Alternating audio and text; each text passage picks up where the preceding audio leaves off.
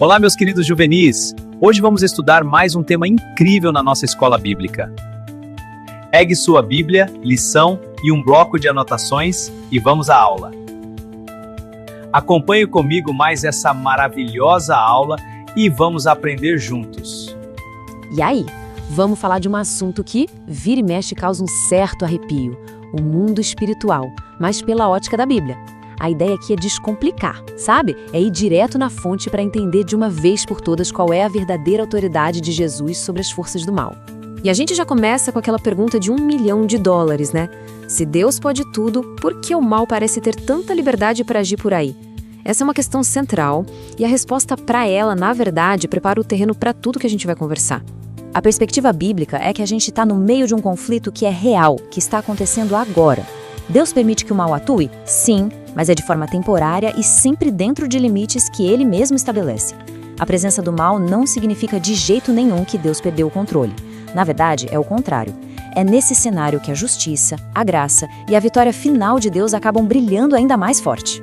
Só que, claro, essa realidade espiritual muitas vezes é distorcida por um monte de visões modernas. E o resultado disso é o quê? Confusão, medo ou até mesmo um ceticismo total. Então agora a gente vai dar uma olhada em alguns desses equívocos para a gente poder construir uma base mais equilibrada. Geralmente, as pessoas caem em 3 extremos. De um lado tem a turma da negação, que acha que tudo isso é só símbolo, metáfora, uma forma antiga de explicar a doença. Do outro lado, tem a turma da obsessão, que dá um poder quase infinito para o inimigo e vive num medo que paralisa. E também tem o erro de culpar uma ação demoníaca por cada probleminha, cada dor de cabeça. O caminho que as escrituras mostram é o do equilíbrio. Ok, então vamos mergulhar nisso. Com esse cenário de conflito estabelecido, a chegada de Jesus na história é como uma invasão do reino de Deus nesse território. O ministério dele inaugura uma ofensiva divina, uma ação direta contra o domínio do mal. E para a gente entender essa autoridade na prática, vamos para uma cena lá em Cafarnaum, que era tipo a base de operações de Jesus. O Evangelho de Lucas conta assim: é sábado, a sinagoga está cheia e Jesus está ensinando. Parece um dia normal, mas algo está prestes a acontecer que vai deixar todo mundo de queixo caído. E aqui a gente vê a diferença fundamental. De um lado, você tinha os escribas. A autoridade deles era, digamos, de segunda mão. Eles sempre citavam outros mestres. Mas Jesus? A autoridade dele era original. Ele não citava a fonte, ele era a fonte. A palavra grega para isso é exousia, que não é só saber, é ter o direito, a legitimidade para agir e comandar. E a primeira demonstração pública dessa autoridade toda não vem de um seguidor, não vem de um líder religioso, vem do próprio mundo espiritual. O espírito que estava naquele homem reconhece na hora quem é Jesus. Pensa na ironia. Enquanto muita gente duvidava, as forças das trevas não tinham dúvida nenhuma. E isso mostra de forma brilhante como Jesus era único.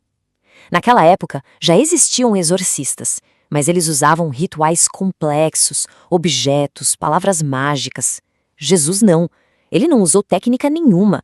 A autoridade dele não vinha de um poder externo que ele precisava invocar. A própria palavra dele era o poder. A reação do povo mostra o quanto isso era radicalmente novo. Eles não ficaram impressionados só com o milagre. Eles ficaram impressionados com a palavra que fez o milagre. As palavras de Jesus não eram só informativas, elas eram performativas. Elas faziam acontecer o que elas diziam.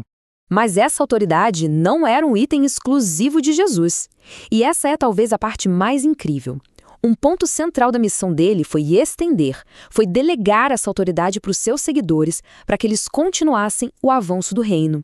E este versículo é a chave de tudo. Aquela mesma autoridade que a gente viu Jesus usar em Cafarnaum, ele agora passa adiante. Quando ele fala pisar em cobras e escorpiões, na linguagem da época isso era um código muito claro para poder sobre as forças demoníacas. Para entender isso bem, vamos voltar na palavra exousia. Não se trata de força bruta. Pensa num embaixador. Ele não tem poder por si só, mas ele age com a autoridade total do governo que ele representa. É um direito legal, uma jurisdição que foi delegada a ele. E em contraste com exousia, tem outra palavra grega, dynamis. Daí vem dinamite. Isso sim é poder bruto, é força. O inimigo pode ter dinamis, mas, como a gente vai ver, os seguidores de Cristo recebem algo muito mais decisivo. E aqui está o pulo do gato. Pensa num guarda de trânsito. Ele não tem a força, o dunamis, para parar uma carreta no braço, mas ele levanta a mão e a carreta para. Por quê? Porque ele tem autoridade, exousia, delegada pelo Estado. No conflito espiritual, a lógica é a mesma. A autoridade legal que vem de Cristo sempre supera a força bruta do inimigo. Só que, logo depois de dar essa autoridade, Jesus coloca as coisas num lugar. Ele basicamente diz, olha, não fiquem felizes porque os espíritos se submetem a vocês. A verdadeira alegria é saber que seus nomes estão escritos nos céus. Ou seja, a autoridade é uma ferramenta para a missão. A salvação, o relacionamento com Deus, essa é a verdadeira fonte da alegria. Tudo isso que a gente viu nos leva a uma conclusão que é inevitável. Se a autoridade de Cristo é suprema e se essa autoridade foi delegada, então a nossa resposta correta para isso não é o medo, é a confiança. E isso nos leva a uma pergunta muito comum e super importante que ajuda a gente a entender a segurança de quem crê. É a questão da possessão versus a opressão. Existe diferença? A teologia bíblica faz uma distinção muito clara aqui. Possessão significa domínio, propriedade por dentro. Mas o Novo Testamento diz que o corpo de quem crê é templo, é a casa do Espírito Santo. E não dá para ter dois donos morando na mesma casa, certo? Isso quer dizer que não existe luta? Claro que existe. Cristãos enfrentam ataques externos, opressão, tentação, mas o seu santuário interior, a sua identidade em Cristo, essa está segura. Então, o ponto crucial é este. Uma visão bíblica correta não leva a uma vida de medo, de ficar olhando por cima do ombro a cada esquina.